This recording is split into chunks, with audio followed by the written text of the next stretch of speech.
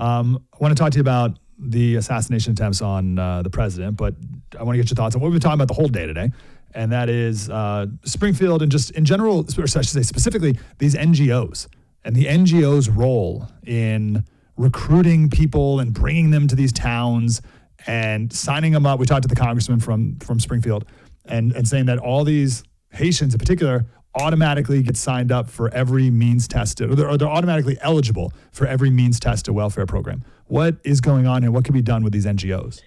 Typically there was a time, like even the Catholic services, when people came to our country, they helped them get jobs, they helped them with clothes, and it was a charity. But now they basically help them sign up for government benefits. And so, I think that really, the taxpayers shouldn't be funding these groups if their goal is to actually encourage people to get taxpayer benefits. Where would you go after? Is it getting rid of the benefits, or is it getting rid of the NGOs, or making it illegal for the NGOs to sign up? Or how can that be remedied? Because the bottom line is everything's about money. We have a lack of money in government. We spend $6 trillion and we bring in $4 trillion. So if you want to fix problems like this, just spend the $4 trillion that comes in. If you balanced your budget, only spent what comes in, most of the nonsense would have to be cut out. If you look anywhere in government and there's something you don't like about what government's doing, that would be, ripe for cutting. But bottom line is we have to get people serious about actually saying, that we should only spend what comes in. I really want to nail this one down. I want to make sense of this. What do you say to the business owner in Springfield or wherever that says, I had to hire the Haitians? I had to. We have 300 people, 10% of them are Haitians, they're hard workers, and no one else will do the job. What do you say to that guy? I'm not against legal and lawful immigration, and having people come in the country based on their skill sets and what the country needs is not a bad idea. We have about 1 million people we bring in legally. What I'm opposed to is sort of the mass migration that's coming across the border, not based on skill sets, not based on who we need or want in the country. And that has to be different. But I don't blame individual people about it. It's not, I'm not up on my high horse talking about an individual Haitian in Ohio. The other problem we have is that there are an abundance of jobs in our country and people just don't take them. People talk about their unemployment being like only 4 or 5%. But if you look at the more important statistics, it's labor force participation. So about 62% of Americans work, 38% don't. So you wouldn't have to have all of the immigrants come in for jobs if you actually had Americans working, but Americans aren't going to work as long as there's a free way not to work. During the pandemic, we were paying people, each person, about $50,000 not to work just in the unemployment. So a couple that's not working was getting $100,000 a year. It's a little hard to entice people away from non-work if we pay more for people not to work than we pay them to work. Yeah, that's the root of it all. That's the root of it all, no question. All right. Any other final thoughts on immigration before I ask you about something else? Nope. Fire away. Okay. Have you seen the preliminary report on the first murder attempt of President Trump? I helped to write it. Yeah. So I'm part of the Homeland Security Committee, and we released it yesterday. And it basically lists a litany of failures by the Secret Service, one after another. I mean, it's not just one error. It's, from the beginning to the end, from preparation through the day of to the minutes before, everything was an error. Everything was a mistake. And I think unforgivable in the sense that these errors did lead to the tragic death of one of Trump's supporters. It almost led to his death. And then a month or two later, we got the same sort of, we haven't done a full investigation yet, but we know in the second assassination that the man sat around for 12 hours, getting his, polishing his weapon, getting his weapon ready, aiming his weapon. And he'd been doing that for 30 days, looking for a shot to get off of Trump. And so there's a level of incompetence that is just beyond the pale, and they have to do better. And we're going to insist that the mistakes and the people making the mistakes are replaced. So I am a firm believer in human incompetence.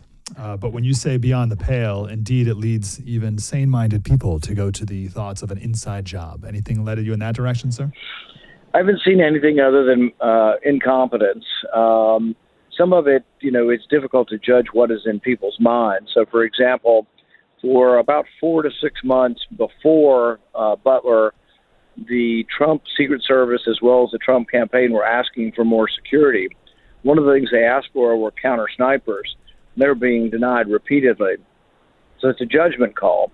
But were those counter snipers going to the spouses of other candidates? I think so. Were those counter snipers maybe just in Washington, not at anybody's event? Possibly. But they haven't given us that information. We've been asking for 6 weeks since Butler for what security requests were submitted and what were denied, who denied them, and why. And the last meeting I had with Rowe, the acting director, he looked across the table and I said, have you seen this information? Have you looked and investigated what was requested and why it was denied and who denied it? He says, yes. I said, how come we haven't gotten it? We asked 6 weeks ago. And this is a rare occasion where we actually have help. It's bipartisan. Republicans and Democrats are adamant that we should get this information. They didn't. But one thing we can thank God is the counter snipers were there in Butler that day, because had they not been there, imagine what the outcome is. The shooter comes up, takes several shots, but then he keeps going. Instead of 8 shots, maybe it's 18 or maybe it's 28 shots. And perhaps as Donald Trump rises again, he and the Secret Service are being, pelted with another round of bullets. That's what would have happened if there hadn't been the counter sniper team there. And the fact that it was denied month after month is, that's the question. Is that an honest mistake or is that a purposeful mistake? I assume honest, but it's got to be fixed. Either way, we got to do a better job. Again, I'm a firm believer in incompetence. I'm the first there. But then it's like, well, he brought a ladder and climbed up on the roof. It's like, what are we talking about? Like, what do you mean? Oh, the guy who we saw with the rangefinder a moment ago, or right? Oh, that guy has a ladder. He's just walking a ladder on the roof. Yeah. What in the world? It's sort of extraordinary, the constellation of errors. It begins really with having nobody in charge. So when we interviewed the Secret Service,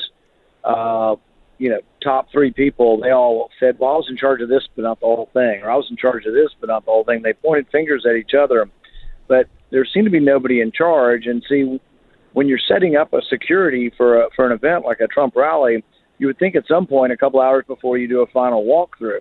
Well, several of them said they did a walkthrough, but only for their stuff, and nobody seemed to be in charge of that roof. And it's like, well, that's the job of the person who has the final say to walk through and say, my goodness, nobody's on that roof, and it certainly looks pretty close. It looks like you can have a direct line of sight on the former president. By golly, we had to have somebody on the roof, but nobody did that. When they see the suspicious individual, what are the individual, chances that guy? I'm sorry. What are the chances that guy happened to then get up on that roof? That's crazy. Well, and it was the best place to get up if you were going to try to shoot the former president. But then for 90 minutes, they see him, and police have a good instinct. Many police have a good instinct, even people in general do, about someone who's suspicious. So they see this guy. They're taking pictures of him. They're kind of looking for him, but they must not be looking that hard if they can't find him and have 90 minutes to look for him. But at no point does anybody say or consider, well, maybe the president hadn't gone up for most of this, but maybe Donald Trump shouldn't be on the stage. In the last 27 minutes where they've seen him, they warned the Secret Service. Makes it all the way to the head tent. Nobody in the head tent, nobody in charge of the Secret Service, nobody in charge of security talks about taking President Trump off the stage. But then it gets worse. I mean, they still can't find him. He's got a backpack big enough, apparently, to fold an AR-15 and put it in there. And he's also got a rangefinder. I mean, these are all enough not to shoot the person because you haven't seen a weapon yet, but they're enough to stop the proceeding, and they should have stopped the proceeding. The shooting starts at 6:11 in a few seconds. At 6:06, the people are shouting, man on a roof, man on a roof. At 6:08, the police are shouting, man on a roof, man on a roof. They're climbing up on the roof. The police are running with guns drawn. The counter sniper sees them running towards this area. There's a commotion, and yet no one says,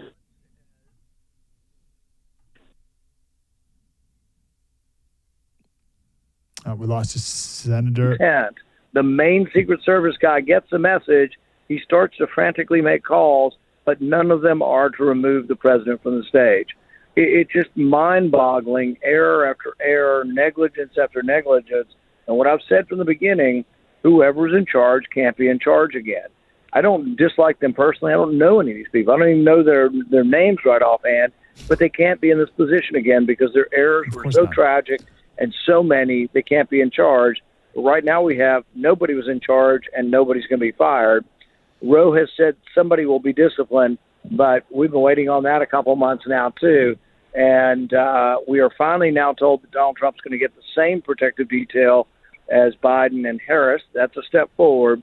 But there are also these two guys were lone actors and with a relatively small or low degree of sophistication. There are also state actors out there, and very explicit. It's been in the newspaper. They're looking to kill President Trump. They may have. We got 20 seconds, Senator. Do you make something of that Iranian threat? Yeah, they may have more sophistication, and we've got to get all kinds of every defensive weapon we can needs to be in place to protect former President Trump. Senator Rand Paul, I trust you, sir. Keep up the great work. Thank you. Appreciate it. You saw the video that it was the Ayatollah or whoever that Iran put out. There was a $300,000. Iran put a $300,000 bounty on John Bolton's head years ago. Can you imagine how much of a bounty they have on President Trump's head right now?